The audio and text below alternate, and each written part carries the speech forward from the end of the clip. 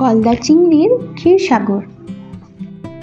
বাড়িতে ছোটোখাটো অনুষ্ঠানে বা কারোর জন্মদিনে খুব সহজেই বানিয়ে নেওয়া যাবে এই গলদা চিংড়ির ক্ষীরসাগর। দেখতে যেরকম সুন্দর, খেতেও সেরকম ভালো। এর জন্য আমি গলদা চিংড়ি কেটে ভালো করে পরিষ্কার করে নিচ্ছি। গলদা চিংড়ির মাথার কাছে ময়লা জমা থাকে, ওই ময়লাটা হাত দিয়ে টেনে ভালো করে বের করে নিতে হয়। তারপর ভালো করে ধুয়ে আস্তে আস্তে পরিষ্কার করে নিতে হয়। আর পিঠের কাছে একটা কালো শিরা থাকে, তাতেও ময়লা থাকে, এটাও আগে বের করে ভালো করে পরিষ্কার করে নিতে হয়। এই চিংড়িগুলো গঙ্গা নদীর থেকে ধরা। 650 টাকা কেজি। আমি এখানে 500 চিংড়ি মাছ নিয়েছি, আমার পড়েছে 350 টাকা। এইভাবে একটা একটা করে সমস্ত মাছগুলো কেটে পরিষ্কার করে নেব। তারপর ভালো করে ধুয়ে নুন হলুদ মাখিয়ে রাখবো। এই দেখছো কত ময়লা, এটার কথাই বলছিলাম।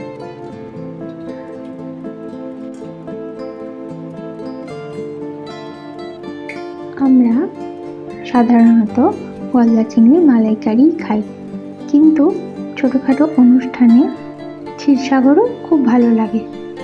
রান্নাটায় যেহেতু নারকেল লাগে না, তাই এই রান্নাটা অনেক সহজে হয়ে যায়।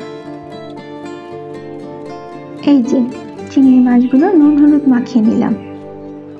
আর যা লাগবে তা হলো আদা, পেঁয়াজ, রসুন, কাজু বাদাম আর গোটা গরম মশলা আর একটু ঘি। আদা রসুন ভালো করে খোসা ছাড়িয়ে নিলাম। পেঁয়াজের খোসা ছাড়িয়ে একটা পেঁয়াজ বেরেস্তা করার জন্য স্লাইস করে নেব, আর দুটো ছোট ছোট টুকরো করে নেব। আমরা যেহেতু ভাত খেতে বেশি পছন্দ করি, তাই আমরা এটা দুপুরবেলা ভাত দিয়ে খাই, কিন্তু এটা যদি রাত্রিবেলা রুটি দিয়েও খাওয়া হয় তাহলেও খুব ভালো লাগবে। এবার পেঁয়াজগুলো স্লাইস করে নেব আর দুটো পেঁয়াজ কুচিয়ে নেব।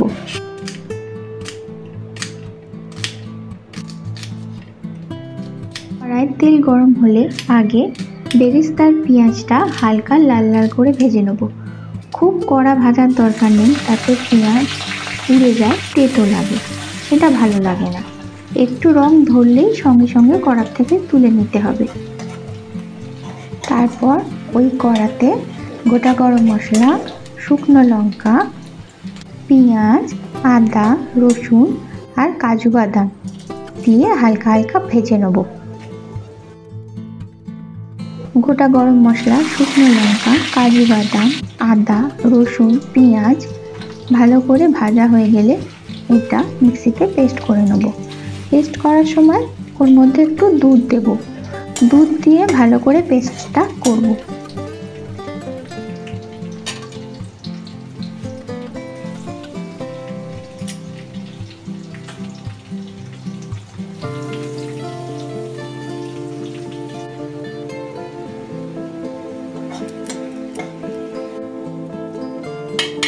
এইভাবে মিক্সিতে মশলাটা ভালো করে তুলে এর মধ্যে দুধ দিয়ে ভালো করে একটা মসৃণ পেস্ট।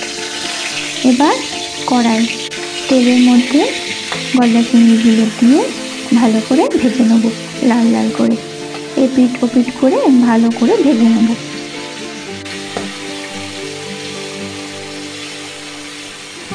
চিংড়ি মাছ ভাজা হয়ে গেলে ওর মধ্যে মিক্সিতে করা পেস্টটা দিয়ে দেবো। এইভাবে ভেজে নেওয়ার পর মিক্সিতে করে রাখা পেস্টটা কড়াই ঢেলে দেবো। তারপর মিক্সির গায়ে যেটুকু মশলা লেগে থাকবে সেটুকু জল দিয়ে ভালো করে ধুয়ে কড়ার মধ্যে ঢেলে দেবো। পর নুন চিনি দিয়ে ভালো করে ঢাকা দিয়ে ফুটতে দিতে হবে, যতক্ষণ না চিংড়ি মাছ সেদ্ধ হচ্ছে ভালো করে ফুটতে দিতে হবে। তাতে কি হবে, মশলাগুলো সুন্দরভাবে মিলবে। এরপর ওপর থেকে ঘি ছড়িয়ে নামিয়ে দিলে তৈরি চিংড়ির ক্ষীরসাগর।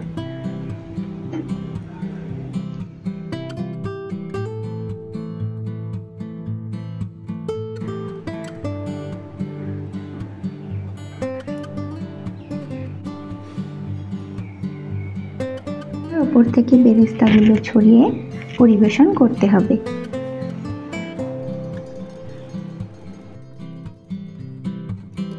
ভাতে এই বেরেস্তা মাখা চিংড়ির স্বাদ না বানিয়ে খেলে বুঝতে পারবে না।